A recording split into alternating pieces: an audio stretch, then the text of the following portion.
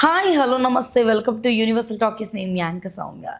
నటీనటుల జీవితంలో ఎప్పుడూ కూడా వాళ్ళు ఎన్ని క్యారెక్టర్స్ చేసినప్పటికీ వాళ్ళ యొక్క మైండ్లో నేను ఇది చేస్తే బాగుండు, నాకు ఇలాంటి క్యారెక్టర్ వస్తే బాగుండు అని చెప్పేసి ప్రతి ఒక్కరి మైండ్లో ఒక ఆలోచన అయితే ఉంటూ ఉంటుంది.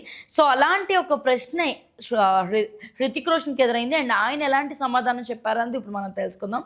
సో ప్రస్తుతం అయితే హృతిక్ రోషన్ తన డైరెక్షన్లోనే ఇప్పుడు కొత్త డైరెక్టర్గా ఒక రూపాన్ని కూడా అయితే క్రిష్ 4 అయితే తీస్తున్నారు.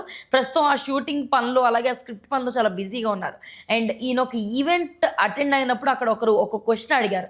సో మీరు ఎలాంటి పాత్రలు చేయడానికి ఇష్టపడతారు అన్నదానికి హృతిక్ రోషన్ సమాధానం ఇస్తూ థ్యాంక్ గాడ్ నన్ను ఇలాంటి ఒక ప్రశ్న అడిగినందుకు.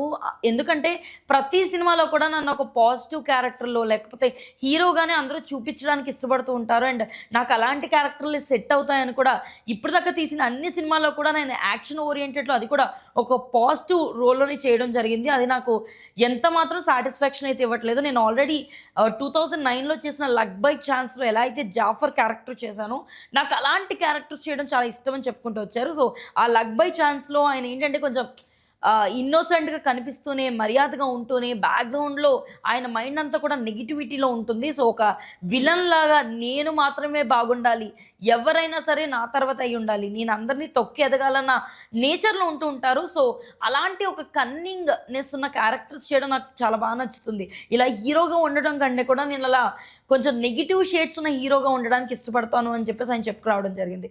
సో దీన్ని బట్టి యాక్చువల్లీ ఇప్పటిదాకా యాక్షన్ సీన్స్లోనే హృతిక్ రోషన్ చూస్తూ వస్తున్నాం. సో ఇకపైన ఈ మాటలు విని ఏ డైరెక్టర్ అయినా ఇలాంటి క్యారెక్టర్ ఇస్తే బాగుండు అని చెప్పేసి ఆయన మాటలు అయితే క్లియర్గా అర్థమవుతుంది. మరి క్రిష్ ఆల్రెడీ ఇన్ని ఫ్రాంచైజ్ దాన్ని చూసిన తర్వాత ఈ క్రిష్ 4 అయితే డైరెక్ట్గా ఆయన డైరెక్షన్లోనే రావడం, మరి అలాంటి ఇప్పటిదాకా ఎలా ఆరాని ఫాలో అయిన ఆయన మరి క్రిష్ 4తో ఆయన డైరెక్షన్లో అదే రేంజ్ ఆఫ్ లుక్ని చూపిస్తారా?